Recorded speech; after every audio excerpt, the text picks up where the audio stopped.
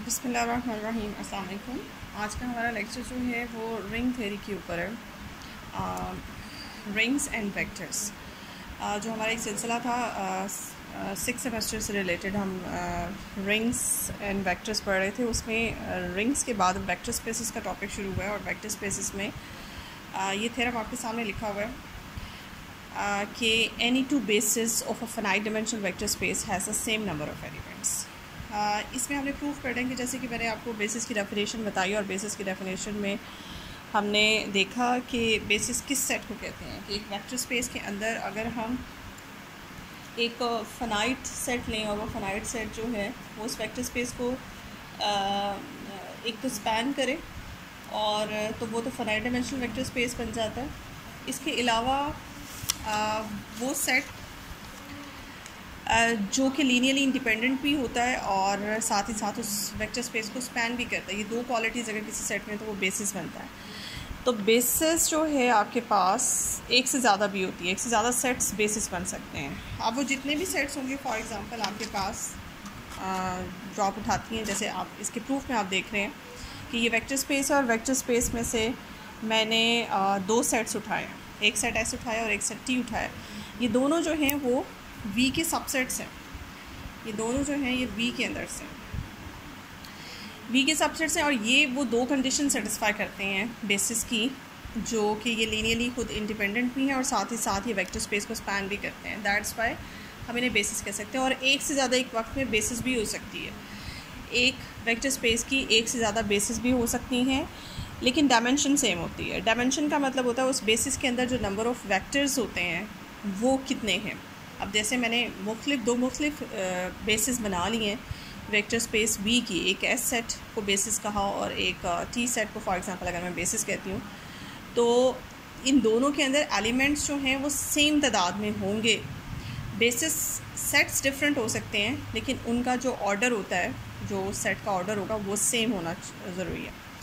खैर, ये चीज़ें तो हम पहले डिस्कस कर चुके हैं कि अब हमारा टारगेट क्या है। अब हमने ये करना है कि यही बात हमने जो मैं आपको बता रही हूँ उसी को हमने प्रूव करना है कि किसी भी वेक्टर स्पेस के अंदर, प्रोवाइडेड कि वो फाइनाइट डायमेंशनल हो। तो फाइनाइट डायमेंशनल हम पहले डिस्कस कर चुके हैं कि ऐसी वेक्टर स्पेस को कहते हैं जो किसी फाइनाइट सेट से स्पैन हो रही हो या जनरेट हो रही हो। तो वो अगर आपके पास एक फाइनाइट डायमेंशनल वेक्टर स्पेस है तो उसकी सेम नंबर ऑफ़ एलिमेंट्स होते हैं कोई सी दो बेसिस के अंदर।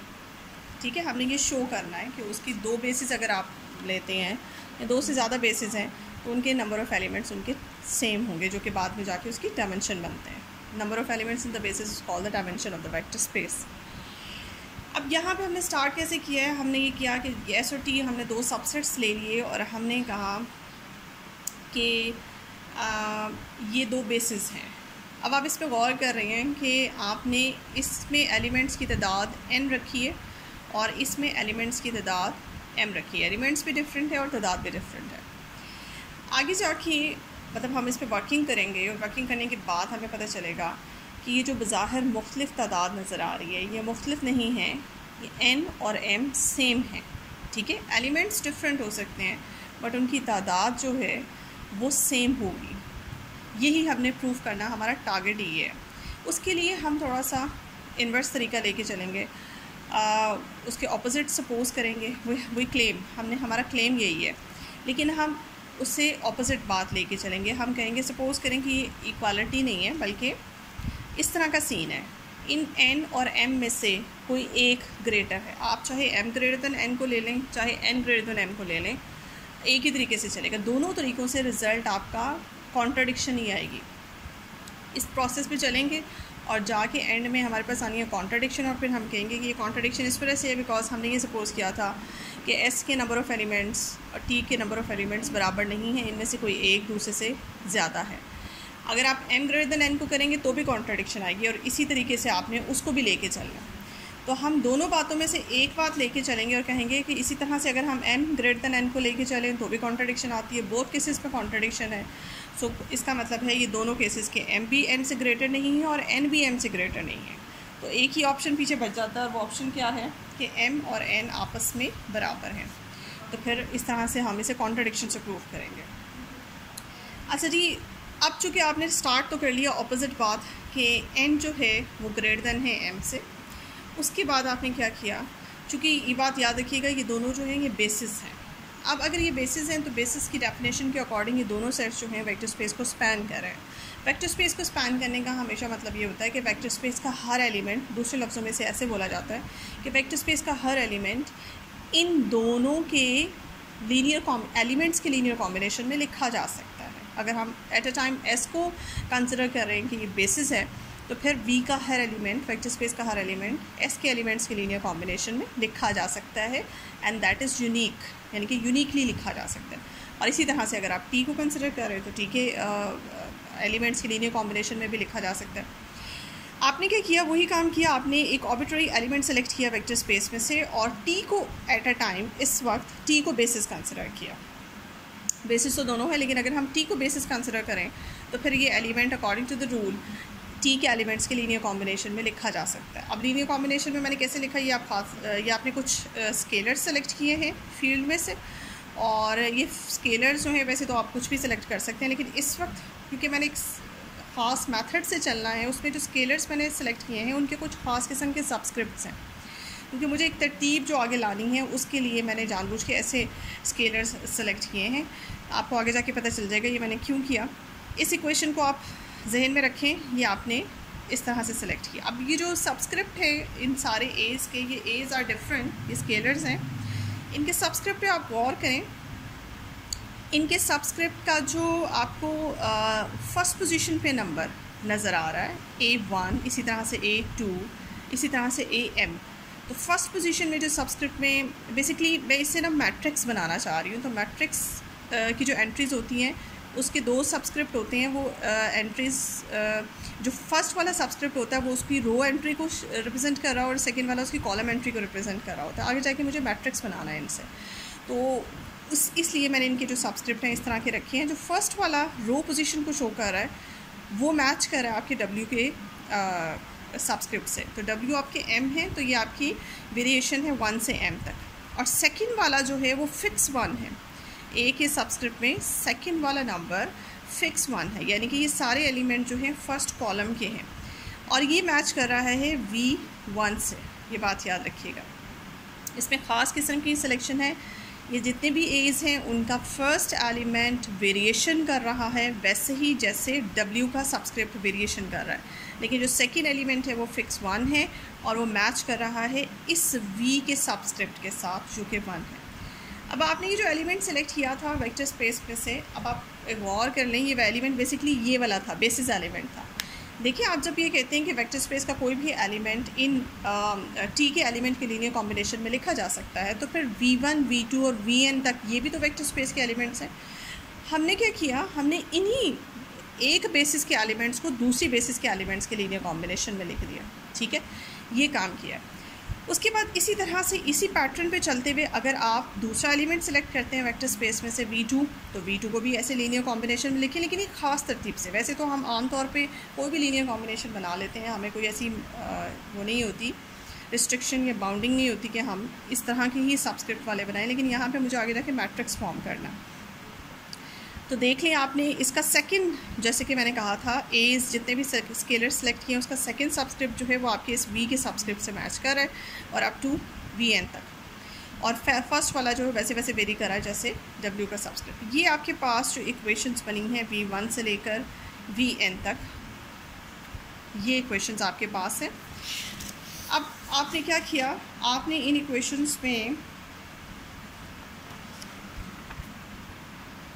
गौर कर लें कि ये इक्वेशंस की तादाद कितनी है V1 से लेकर Vn तक। ठीक है, तो ये n इक्वेशंस हैं आपके पास, ये n इक्वेशंस हैं, और अगर मैं इन a's को जो कि हमारे पास स्केलर्स हैं मैं इनको कांस्टेंट कंसिडर करूं तो ये n इक्वेशंस हैं, और कांस्टेंट्स की तादाद हर इक्वेशन में आपके पास m है। हर इक्वेशन में कांस्टेंट की तादाद m है, जबकि टोटल इक्वेशंस की तादाद जो है वो आपके पास n है। इन्हीं के करस्पॉन्डिंगली आपने कुछ और इक्वेशंस बनाई, जैसे कि मैंने आपसे कहा कि consider the following m equations. अगर आप m इक्वेशंस बनाएं, अब पहले गौर कर लेंगे, पहले हमारे पास n इक्वेशंस थी। n is greater than m, n जो है वो m से ग्रेटर है, ये बात आप याद रखिएगा। अब जो हमने इक्वेशंस बनाई हैं, पहले n इक्वेशंस थी, अब हम m इक्वेशंस बनाएंगे, ठीक है। और उनमें जो अननोन रखेंगे वो n अननोन रखेंगे, यानी कि अननोन की तादाद ज़्यादा है और इक्वेशंस की तादाद हमारे पास कम है। वो ऐसे मैंने बनाई, जैसे कि आपके पास अननोन है वेरिएबल्स x1 से xn तक, वेरिएबल्स की तादाद ज़्यादा है इस इक्वेशन में, और ये जो आपके पास इसके साथ मैंने कांस्टेंट वैसे ही रखे जैसे W के साथ कांस्टेंट थे, वही वाले कांस्टेंट। इसमें आप ये देखें कि जैसे W का सबस्क्रिप्ट इसके फर्स्ट वाले सबस्क्रिप्ट से मैच कर रहा था, W का सबस्क्रिप्ट जो था वो आपके एस के फर्स्ट सबस्क्रिप्ट से मैच कर रहा था। लेकिन यहाँ पे फ़र्क ये है कि W की जगह इस इक्वेशन में मैंने डाल दिया है X, आपको नज़र आ रहे हैं, और X जो है वो आपके इसके सेकंड सबस्क्रिप्ट से मैच कर रहा है। वहाँ पे W का कॉफिशेंट जो था, W का जो सबस्क्रिप्ट था वो इस कॉफिशेंट के सेकंड सबस्क्रिप्ट से मैच कर रहा था, फर्स्ट सबस्क्रिप्ट से मैच कर रहा था, यहाँ पे ये सेकंड सबस्क्रिप्ट से मैच कर रहा है। ये फ़र्क है, ये आपको याद रखनी होंगी ये बातें। उसके बाद इसी तरह से सेकेंड इक्वेशन, और अप टू आपने कितनी इक्वेशन का यहाँ पे क्लेम किया, आप कितनी इक्वेशन बना रहे हैं, आप m इक्वेशंस बना रहे हैं। देखिए आपने m इक्वेशंस बना ली और हर इक्वेशन में आपके पास वेरिएबल्स जो हैं वो n ही वेरिएबल्स आपने डाले। लेकिन यहाँ पे थोड़ा सा चेंज के साथ कि आपने बेसिकली वहाँ जो w के कॉफिशेंट्स लिखे हुए थे वो कॉलम वाइज थे, यहाँ जो x के कॉफिशेंट्स हैं वो रो वाइज हैं। ये देखिए आपकी रो जो है वो फिक्स है, रो आपकी यहाँ पे फिक्स है, ये फर्स्ट रो के एलिमेंट्स हैं और इनका कॉलम चेंज हो रहा है। और वहाँ पे उनका जो था और पीछे जो था उनका फर्स्ट कॉलम था। ये देखिए अगर आपको मैं दोबारा दिखाऊं, ये क्वेश्चन है, इसमें देखिए सेकंड नंबर पे जो एंट्री है वो फिक्स है और सेकंड पोजीशन जो है वो कॉलम को रिप्रेजेंट करती है। इसका मतलब है ये फर्स्ट कॉलम के एलिमेंट्स थे और यहाँ पे फर्स्ट सबस्क्रिप्ट इनका फिक्स है। इसका मतलब है ये फर्स्ट रो की एंट्रीज है।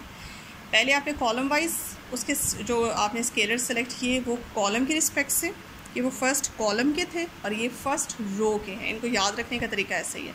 इसी तरह से अब एक्स की सेकेंड इक्वेशन में जो एंट्रीज हैं वो सेकेंड रो की हैं और लास्ट में एमथ रो की हैं। अब आपने चूँकि क्लेम किया हुआ एम जो है वो लेस है एन से, ठीक है, तो आपने above system of equation has a non zero solution. ये देखिए नॉन ज़ीरो सोल्यूशन इसलिए है कि अगर आपके नंबर ऑफ़ वेरिएबल्स, ये आपके पास सारी होमोजेनियस इक्वेशंस हैं क्योंकि इनके राइट हैंड साइड पे आपके पास ज़ीरो आ रहा है। होमोजेनियस इक्वेशन के लिए एक रिज़ल्ट है कि अगर आपके पास होमोजेनियस इक्वेशन में नंबर ऑफ़ इक्वेशंस कम हो और वेरिएबल्स ज़्यादा हो, नॉर्मली ये होता है कि जितने इक्वेशंस हैं और उतने ही अननोन वेरिएबल्स आपके पास होने चाहिए if you want to find out the values of the variable. For example 3 equations हैं और 3 ही आपके पास अननोन या वेरिएबल्स हैं, तो आप बड़े आराम से उनकी वैल्यू फाइंड आउट कर लेते हैं। लेकिन अगर इस तरह से हो जाए कि आपके पास अननोन वेरिएबल्स 3 हैं और आपके पास इक्वेशंस, नंबर ऑफ़ इक्वेशंस सिर्फ 2 दी हुई हैं, तो इस तरह के केस में एक जनरल रिज़ल्ट है। वो रिज़ल्ट ये है कि हमेशा याद रखिएगा कि अगर वेरिएबल्स ज़्यादा हों और इक्वेशंस की तादाद कम हो, तो जब आप उन इक्वेशंस को सॉल्व करते हैं तो आपके पास आंसर जो है वो डिपेंडेंट आंसर निकलता है। डिपेंडेंट आंसर का मतलब ये है कि एक वेरिएबल का in terms of second variable आपके पास आंसर निकलता है और उस आंसर को हम ये कहते हैं कि नॉर्मली वो नॉन ज़ीरो सोल्यूशंस निकलता है। यानी कि यहाँ पे आप जितने भी आपके पास वेरिएबल्स हैं एक्स, जब आप उनकी वैल्यू फाइंड आउट करेंगी तो वो आपको नॉन ज़ीरो सोल्यूशंस देंगी, ठीक है। तो आपके पास यहाँ पे जितने भी, ये एक रिज़ल्ट है, मतलब ये आप इसको ये ना कहें कि कैसे आई। जब हम होमोजेनियस इक्वेशंस के ऊपर वर्किंग करते हैं तो होमोजेनियस इक्वेशन के ऊपर वर्किंग के बाद एक कुछ होती है नॉन होमोजेनियस इक्वेशन, कुछ होती है होमोजेनियस इक्वेशंस। तो होमोजेनियस इक्वेशंस जिनके राइट हैंड साइड पे ज़ीरो होता है उनके कुछ खास रिजल्ट्स हैं कि अगर उनमें नंबर ऑफ़ इक्वेशंस और number of unknown variables equal हो जाएं, अगर number of equation second case है ज़्यादा हैं और वेरिएबल्स कम हैं, एंड थर्डली अगर नंबर ऑफ़ इक्वेशंस कम है और आपके पास वेरिएबल ज़्यादा है। तो ये तीसरा जो केस है वो हम डिस्कस करें और इसका एक फिक्स रिज़ल्ट है कि आपके पास जब भी इस तरह की इक्वेशन सॉल्व की जाएंगी जिनमें क्वेश्चंस की तादाद ज़्यादा होगी और आपके पास कम होगी और वेरिएबल्स आपके पास ज़्यादा होंगे, तो उन इक्वेशंस के रिज़ल्ट में आपके पास हमेशा नॉन ज़ीरो सोल्यूशन आएगा। यानी कि जितने भी एक्स हैं उन सब के जो आंसर्स हैं वो आपके पास नॉन ज़ीरो हैं। सपोज़ करें कि कोई ना कोई नॉन ज़ीरो आंसर आता है आपके पास। मिसाल के तौर पे आपने कहा कि x1 का आंसर अल्फ़ा 1, x2 का answer alpha 2 up to xn का आंसर अल्फ़ा n। चूँकि मैंने आपसे कहा कि नॉन ज़ीरो आंसर आता है, it's mean to be this dependent answer आता है। डिपेंडेंट आंसर का मतलब ये होता है कि जब आप कुछ वेक्टर्स को चेक करते हैं कि वो डिपेंडेंट हैं, तो उसका क्या इम्पैक्ट क्या होता है। उसका इम्पैक्ट ये होता है कि उनमें से जब आप उसको लीनियर कॉम्बिनेशन में लिखते हैं और लीनियर कॉम्बिनेशन में लिखने के बाद एक क्वेश्चन को सॉल्व करते हैं, तो कुछ वेक्टर्स कुछ स्केलर्स जो हैं वो आपके पास नॉन ज़ीरो आते हैं। ये कम से कम उसमें हम कहते हैं कि एक स्केलर जो है एटलीस्ट नॉन ज़ीरो होना चाहिए।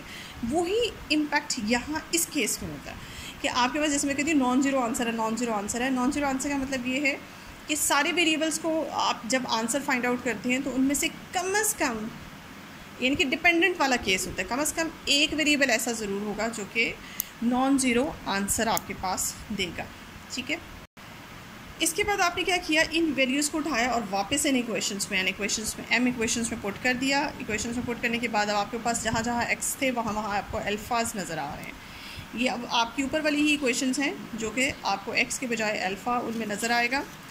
ये याद रखेंगे एम इक्वेशंस हैं। इन एम इक्वेशंस में आपने क्या किया, पहली इक्वेशन को आपने W1 से मल्टीप्लाई कर दिया।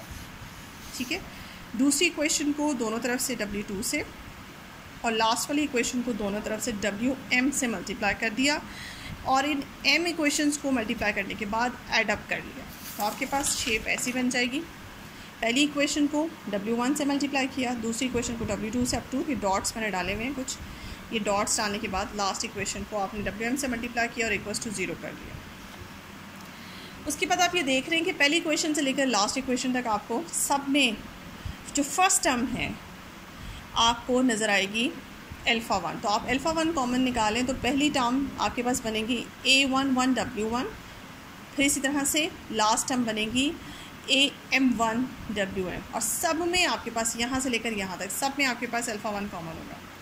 अब आप इसको रीअरेंज कर लें, पहले आपने कॉमन लिखा हुआ था W1, अब आप इसको रीअरेंज करें और अल्फ़ा 1 कॉमन निकालें इन एन इक्वेशंस में से, अल्फ़ा 2 कॉमन निकालें और करते कराते ये डॉट्स हैं आपके पास, करते कराते लास्ट में आपके पास अल्फ़ा n आप कॉमन निकालेंगे।